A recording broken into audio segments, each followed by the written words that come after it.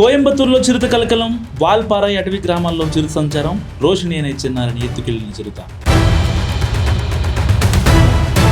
తెలంగాణలో 7 ఎకరాల వరకు రైతు భరోసా నిధుల జమ, రైతు భరోసా కోసం మరో 905 కోట్లు విడుదల. ప్రపంచం సాంకేతికతపై నడుస్తోంది, ఆరోగ్య రంగంలో టెక్నాలజీదే కీలక పాత్ర అన్న దుద్దిళ్ల శ్రీధర్ బాబు. చంద్రబాబు పరిపక్వత లేకుండా మాట్లాడుతున్నారు, పాలన గాలికి వదిలేసి యోగా అంటూ తిరుగుతున్నారంటూ సజ్జల ఫైర్.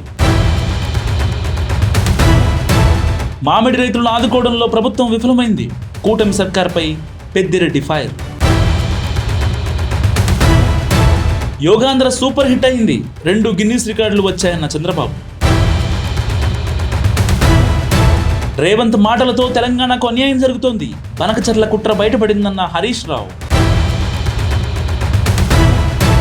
వాషింగ్టన్లో ఆతిథ్యం స్వీకరించాలని ట్రంప్ నన్ను కోరారు, ట్రంప్ ఆహ్వానాన్ని తిరస్కరించానన్న ప్రధాని మోదీ. రేవంత్ రెడ్డి పిటిషన్పై హైకోర్టులో విచారణ, గచ్చిబౌలి పిఎస్లో నమోదైన కేసును కొట్టివేయాలంటూ పిటిషన్, తీర్పు రిజర్వ్ చేసిన హైకోర్టు.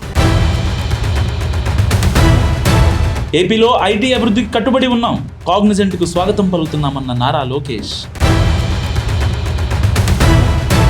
ఇంగ్లీష్పై అమిత్ షా వ్యాఖ్యలకు రాహుల్ కౌంటర్, ఇంగ్లీష్తోనే అభివృద్ధి సాధ్యమన్న రాహుల్ గాంధీ. 3 రోజుల పాటు తెలంగాణకు భారీ వర్ష సూచన, పలు జిల్లాల్లో మోస్తరు వర్షాలు పడే అవకాశం, రేపు తెలంగాణలో 16 జిల్లాల్లో వర్షం. బండి సంజయ్ క్వాష్ పిటిషన్లపై విచారణ వాయిదా, తదుపరి విచారణ జూలై 14 వాయిదా వేసిన హైకోర్టు.